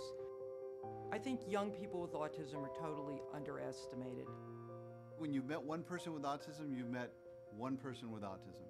They all have different talents, different skills, and what surprised me is that there really are no limits. That if these guys believe that they can do something, they really can. It's estimated that 90 to 95% of young adults with autism are unemployed or underemployed. A lot of young adults still live at home. A lot of them suffer from depression and are very isolated from the rest of the world, and the opportunities for them are very limited. We want to develop careers for our young adults. Our full-time program runs 3 years, at the end of which we have job placement and job coaching. We have a work readiness program.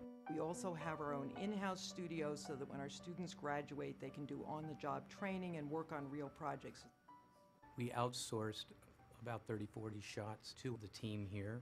They did fantastic work that we can put into a movie and be proud of it. It's great. I mean, we want to do it again.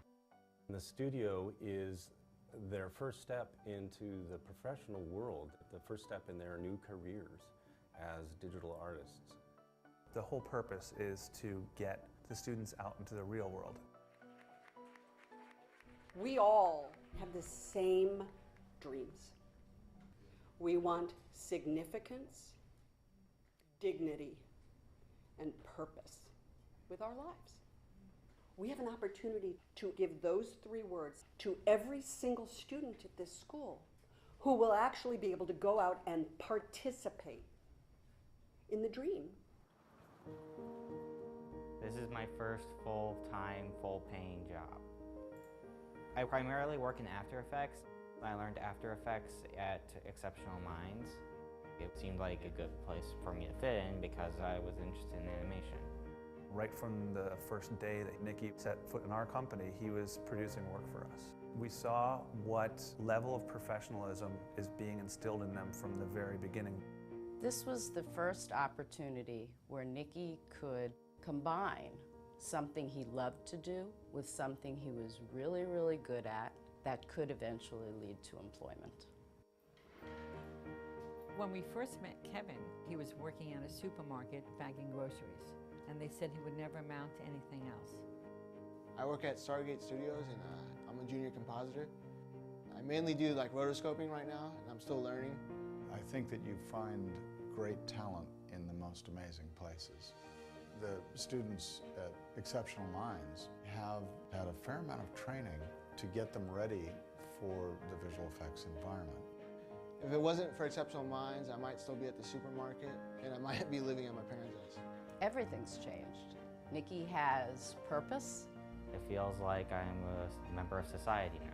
He's capable of making it on his own. Once you get inside and you see what's really happening there, you immediately want to be a part of it. It's the dream factory, you know, the movie business, and if you can connect people with their dreams, then the magic happens. At Exceptional Minds, we like to say that we are changing lives one frame at a time.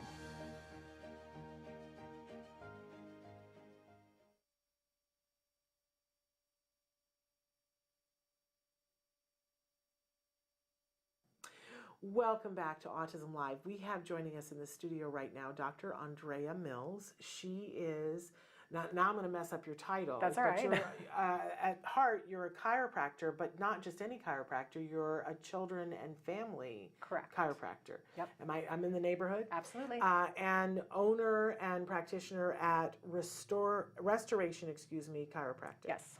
Okay, so that's a mouthful right there. And maybe we should start with breaking that down. What does it mean to be a pediatric and family chiropractor? Because I think a lot of people might be going, never heard that before. Right, exactly. Well, when the public thinks of chiropractic, if they have a positive impression of it, what do they normally think of it for? Cracking your back. Right, so back pain, neck pain, shoulder pain, and headaches, that kind of thing, Yeah. right? And it's interesting how many people don't even have a positive impression of it there. Yeah. But very few people ever consider it for children. And it's a little bit too bad. When we look at chiropractic, it was established in 1895. And the reason it came about as a profession is a deaf guy got his hearing back, actually.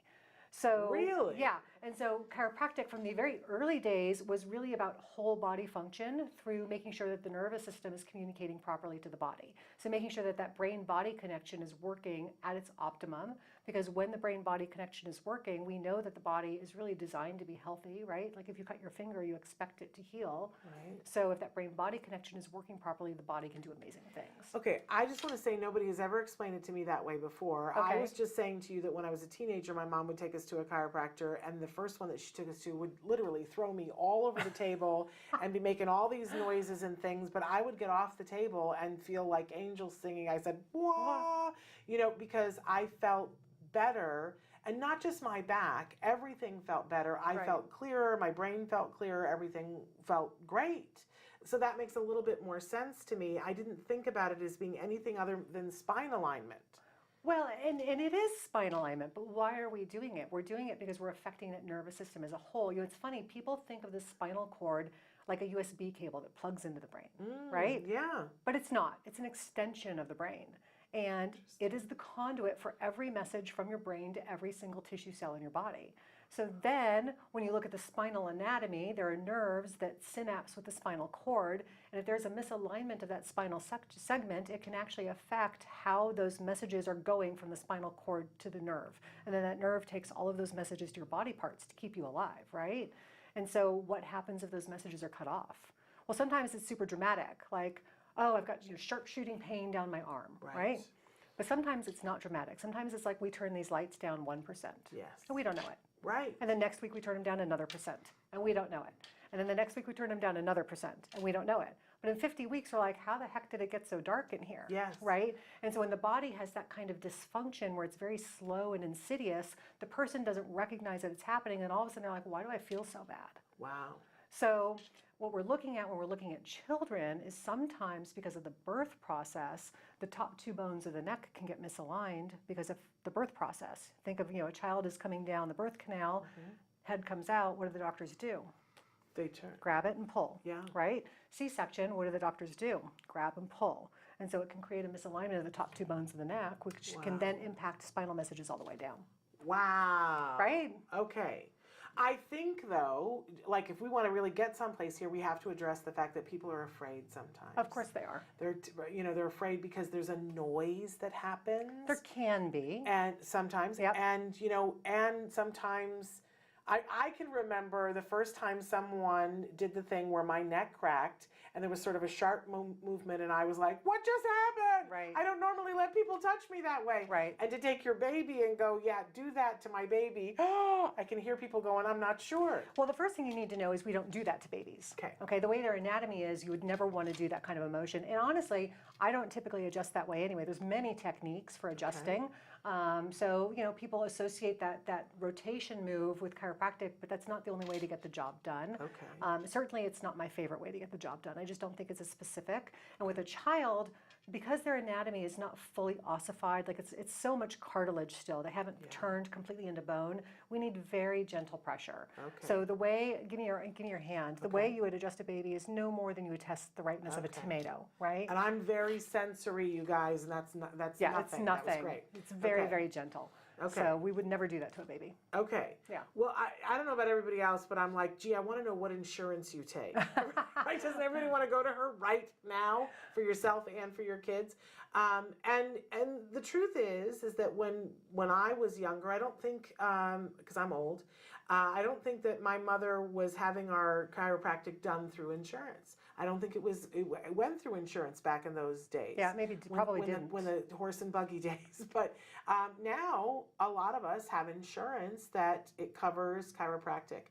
And so people can go, where would they go to find somebody? You're in our area. Tell us a little bit about how people would find you, but where should they be looking for somebody like you if they're not in your area? There's a couple of different places. So chiropractors who work on children, you want to make sure that they're registered with the ICPA. That's the International Chiropractic Pediatric Association. Who knew that existed? Right? So the website is www.icpa4kids.org. Okay. And so there they can go find a chiropractor who specifically sees children.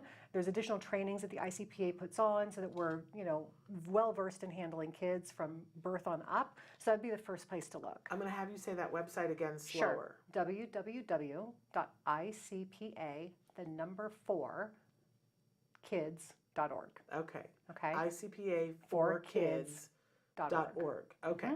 And there they have a doctor directory. Find a doctor. You can plug in your zip code, and they'll give you doctors who are registered with the ICPA. And they also have a diplomate program, which I'm in the middle of. And then there are also Webster certified doctors, and Webster is a technique specifically for pregnancy. Oh my. So I'm Webster certified as well. Okay. And that's where the whole pediatric and family comes in. And where do you find when somebody's Webster certified? From the ICPA website. Okay. Yeah. So you can, all there on that so one you thing. what you can do is you can what's the word I'm looking for? You can filter it based on what kind of a chiropractor you're looking for. All right. Yeah. Fascinating. There's a ton of great articles and research there too. For parents to look at, covering all sorts of different things, chiropractic and autism, of course, ADHD, bedwetting, asthma, like all of these different things and how that spinal health can affect them.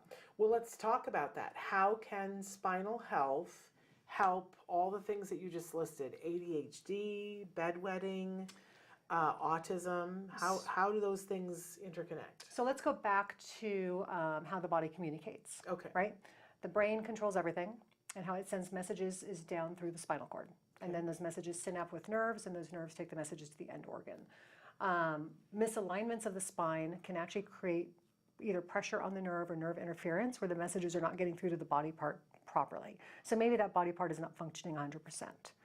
So let's say that nerve is going to the sphincter of the bladder, right? If the sphincter of the bladder is not getting full communication from the brain, maybe it's not going to be as tight as it should be. Or maybe it doesn't have as much control as it should.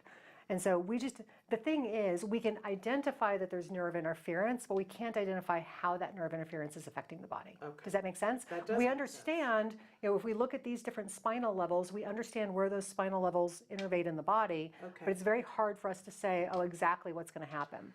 But so are you saying it's precise enough that if somebody comes to you and says, my child is having bedwetting issues, and we're dealing with this in lots of different ways, we're dealing with this behaviorally, we've had their bladder looked at through, an ultrasound, whatever, but we're here with you because we want to rule this out, that this isn't a part of it. Right. That you can know where on the back attaches to those, and you would focus your energy on adjusting that part of the back. Correct. So there's something called computerized infrared thermography.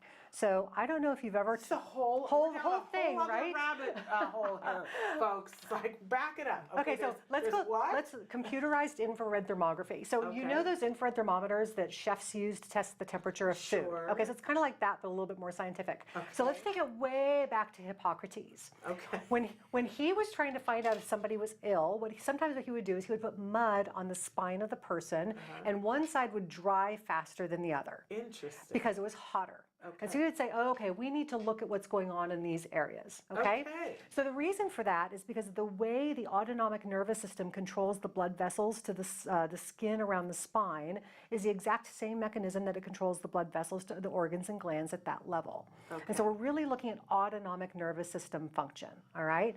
And so with this computerized infrared thermography, it picks up temperature readings on both sides of the spine, and we know that if it's greater than X, whatever X is, I think it's 0.2 degrees Celsius, but what do we know that if it's greater than X, whatever X is, then there is dysfunction on how the autonomic nervous system is controlling the blood vessels. Well, all right then. So it's very scientific. The thermal scanning, it doesn't hurt. It's just a little roller thing that runs up the spine.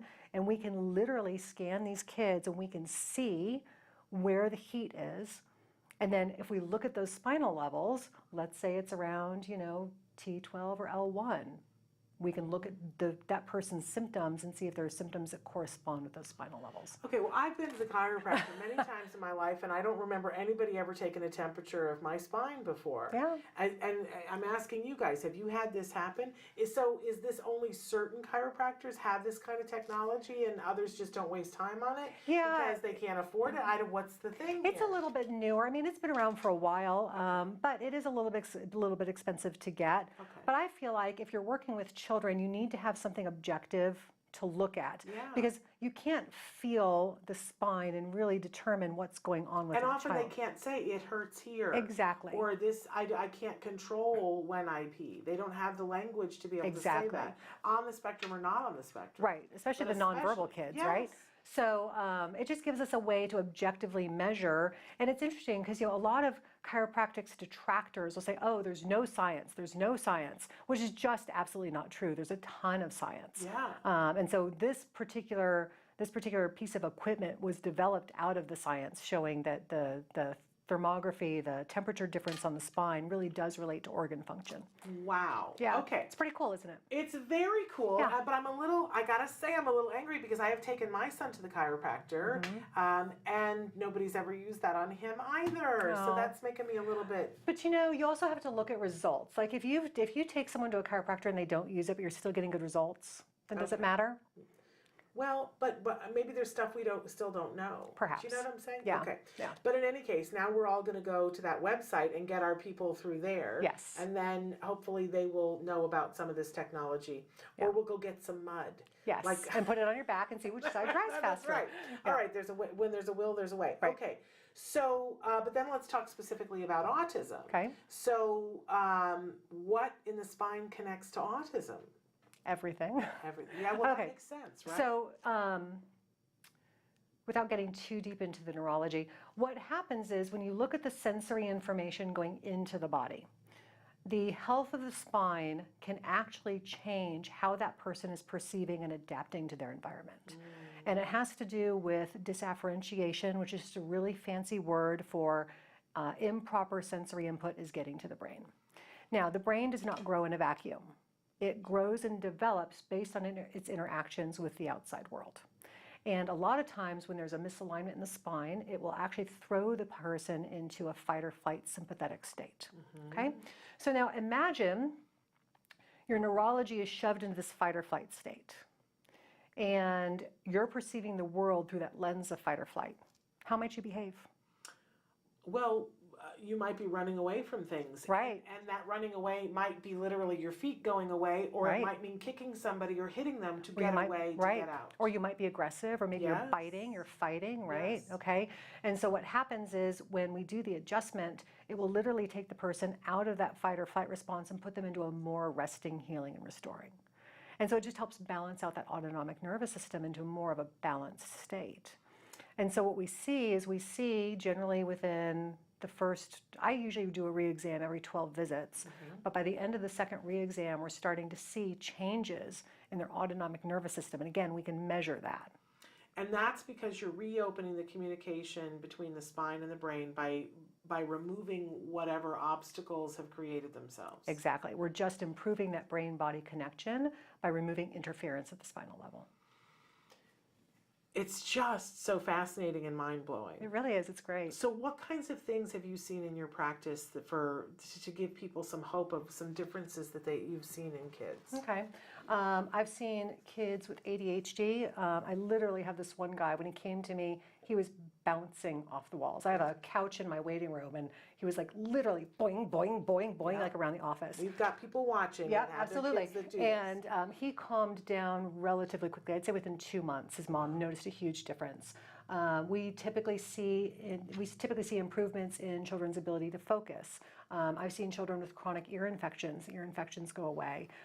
Kids who have come in with asthma, their asthma's improved.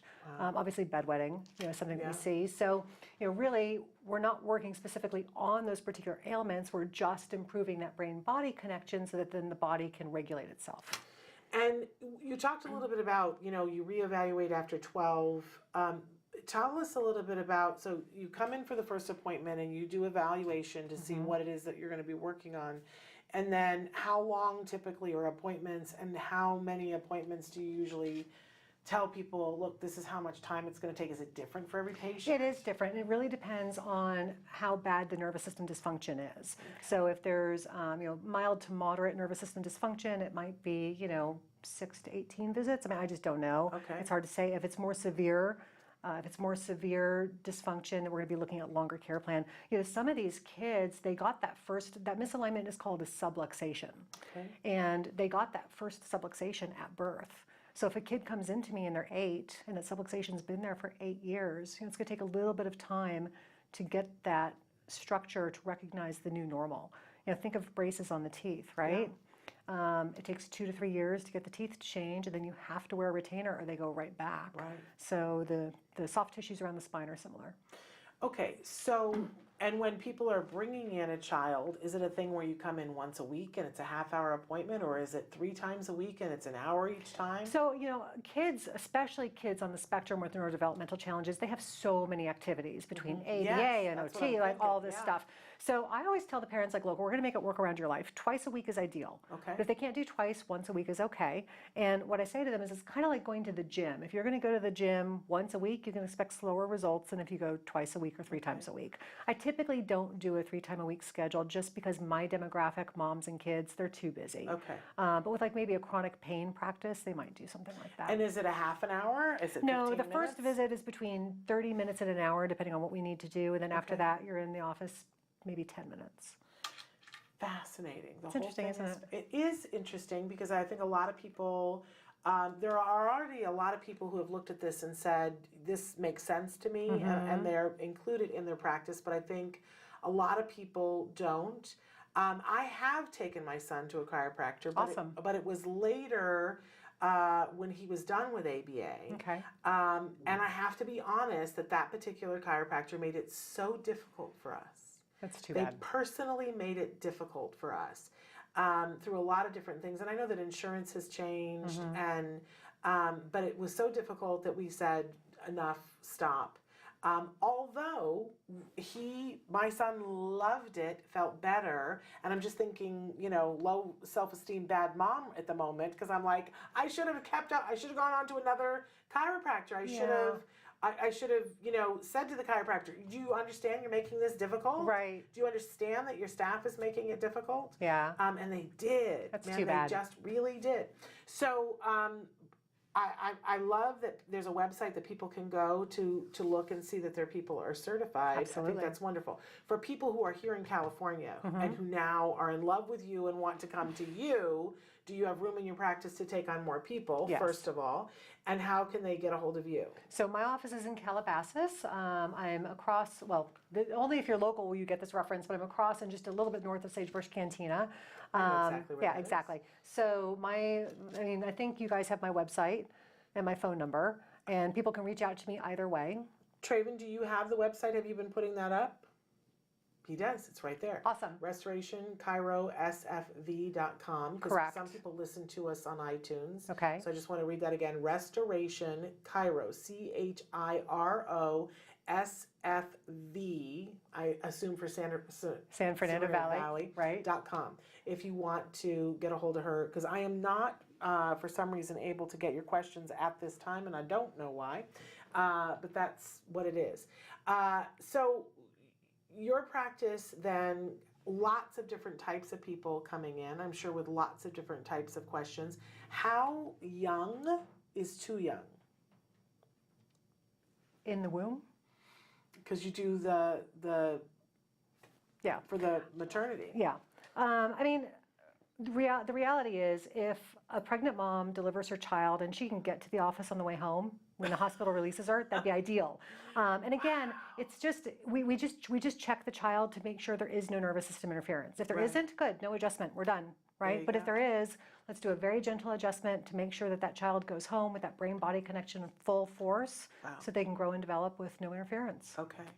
And then because you do pediatric and family, how often do you see that somebody brings a child in and mom or dad also needs to be adjusted, right? Actually, especially with the neurodevelopmental moms, talk about being stuck in fight or flight. Oh. Right? Yeah. They are so stressed out and they are doing so much work to take care of their children. And, you know, there's never any time for them. I'm one of those moms. Yeah. I mean, I'm not anymore. Things are much better. Because your son is grown, right? Right, and he's so much better because we were able to get the things we needed earlier. But I still carry that and can very instantly be back if I'm sitting talking with a mom. We sometimes talk about it in a PTSD, and it has been documented in people that, you know, I can go right back there. I just spent 2 days with moms, and I came home and I felt like I needed to be ironed because I was like, because I could remember all of that stuff. Yeah, so it's real important for the moms as well. To take care of themselves and to get away, you know, to find a way to get themselves out of fight or flight and into a more balanced autonomic state. Well, we just did a whole thing about mindfulness earlier today, and so this also can be a part of it, you guys. Absolutely. Because the mindfulness will work better if everything is open and all the channels are open. Absolutely. And it's not something that we can do on our own, correct? Sadly, no. Right. Right. You know, it's interesting because you can have a misalignment of the spine that does not have nervous system interference. And then, so it's really important to look for that component because, you know, you can foam roll or, you know, stretch and feel things move around, but that doesn't necessarily mean that there's nervous system interference there. So you really want to have someone who can evaluate that for you to see, you know, is there nervous system dysfunction here? And if so, how do we correct it? And a lot of times parents have fears that there have been, in the past, there were ABA providers who said, you need to be doing ABA and nothing else, right? I think that ship should have sailed by now. And if anybody who's listening, your ABA provider is being that way with you, let's sit down and have a conversation about that because that ship should have sailed. Right. That there are ABA providers who work in conjunction with their families now as they're going through a biomedical intervention at the same time, who will work with other types of therapy. Your ABA provider should be welcoming the speech and language pathologist and the OT on your staff. Everybody should, you know, we've seen that collaborative model is what works for families and for individuals. And I just want to throw it out there that I think from reading your literature that you look forward to working with all those different things, and when a family is doing biomedical, they can be coming to you as well. Absolutely. Do you want to talk a little bit about that? Well, I mean, when we're looking at kids, especially on the spectrum with the neurodevelopmental challenges, there's multiple body systems that are in dysfunction, right? You've got the nervous system is not communicating properly. Often the gut is leaky, and that leaky gut can cause inflammation that can lead to brain inflammation, right? Oftentimes their detoxification system is not working the way it needs to. Sometimes they need extra support. So really the parents need to be working on all of that concurrently, and it's so much work. Yeah. That's the thing. It's so much work. My best friend actually recovered her son. He was diagnosed at 14 months, and by the time he was about 4, he was completely recovered. Wow. But it was such a long haul. Yeah. And watching her go through it, you know, the biggest frustration for her was she'd find something that would work and would work for 2 weeks and then stop working. And so it's like always 2 steps forward, 1 step back to the drawing board. But there's so many things that need to be worked on in these kids. It's exhausting for the parents, but that whole body approach can really make huge changes. And then of course there's dietary changes and all of that. Well, and I really hope that in this, in the field of autism, that everyone now should be on the page of looking at all of our individuals on the spectrum as being whole people. Absolutely. Who have all kinds of things, and no one is alike. Everybody, it's individual snowflakes that need individual things, and that each one of those individuals is in a family that needs individual things too. Yeah. So, and that we get this model of taking care of the whole person while we embrace the whole family and have everything work. And I think that this fits in marvelously and Splendiful. Yeah, I'm glad you think that, because I agree. I want splendiferously, I think is the word I was going for, right? But no, this is amazing, and I definitely want your card. Yay! That's how I feel. Awesome. But so I want to encourage parents, if they want to know more about chiropractic in the field of autism, is there a place that they could go to learn more? I would say start with that ICPA website. Okay. Because there is It's got the there stuff. is research there. There are links that will take you to different articles. They can start reading about it. And then also, I'm not sure, I haven't done a PubMed search recently, but there might be some stuff on PubMed. Okay. And then I will tell you, a lot of chiropractors are doing case studies and publishing a lot of those. If anyone wants something specific, they can certainly get a hold of me, and I'll try to get it over to them. Okay. And then we're almost out of time, but you and I had talked before we came live on the air about the fact I just was learning that there are different types of chiropractors. Right. That I hadn't put two and two together. When I was a teenager, I went to one who, as I said, threw me around the table. And then my mother switched chiropractors, and I make the little pretzel gesture because I felt like I was a pretzel, but I felt, whoa, afterwards. And then she switched and sent me to another chiropractor who had this little metal gun that would, shoot me in the hip and shoot me in the arm and whatever. And I would get off the table and feel bruised and battered and didn't feel the whoa. Right. So I don't think that all chiropractors are created equal. And I was just thinking that was just his style, that he didn't like to throw people around the table. Right. But it's a different philosophy. Well, I guess. it's not necessarily a different philosophy, but there are a lot of different techniques. For example, there are some chiropractors who only work on the top couple bones of the neck, right? That would be an upper cervical chiropractor. Okay. My chiropractor actually happens to be an upper cervical chiropractor, even though I adjust the full spine.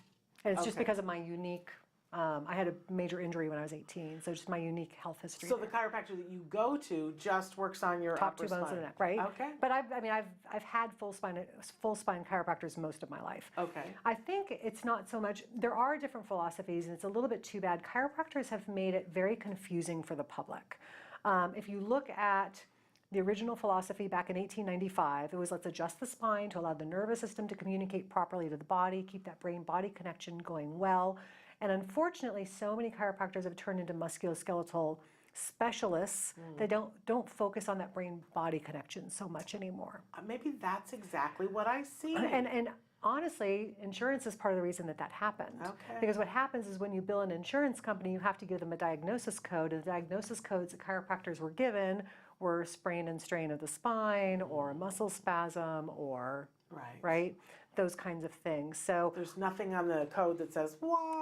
Right, exactly. And so really that shift started at about the 70s and 80s. But prior to that, you went to the chiropractor because other things weren't working for you. Right. So. Right. Yeah. Interesting.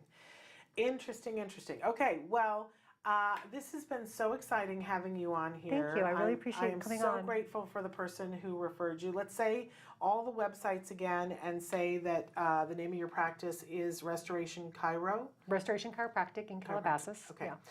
But it's Restoration Chiro SFV.com to go and get more information, and the name of the other website that you gave us with all the information for certification if you're not in Southern California. Oh yeah, this is nationwide. It's ICPA4kids.org, and that's the number 4. So ICPA, it's perfect on the screen. There we go. ICPA4kids.org. Okay, and you can find a chiropractor on there. Yep. Call them.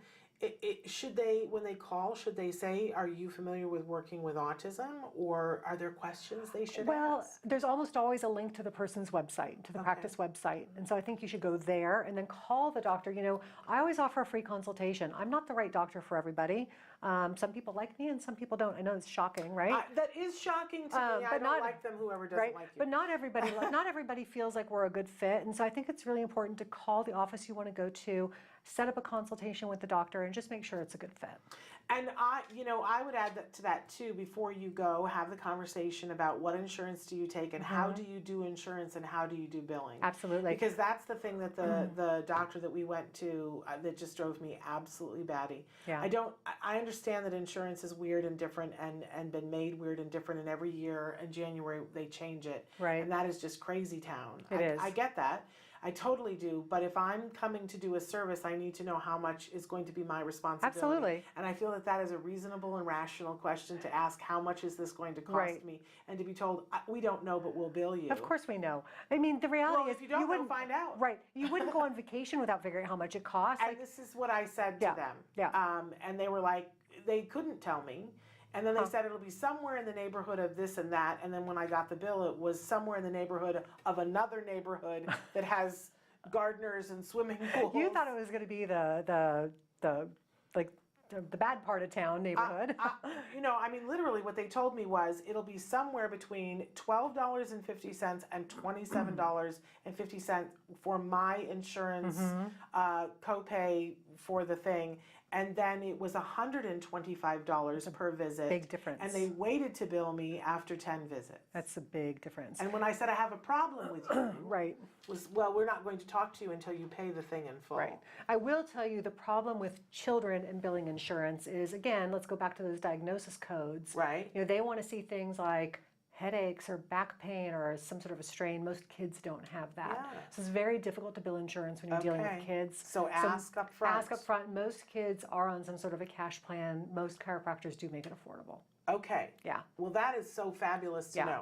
All right, now just talk some more, so let's make sure we say the website one more time. Restoration Chiro, CHIROSFV, and that is .com.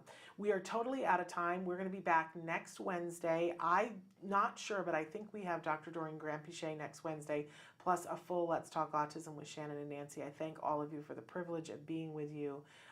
Please know that you do not have to do this alone. We're done for now, so I'm going to say bye-bye for now. Give your kiddos a hug from me and one for you too. We'll see you next week.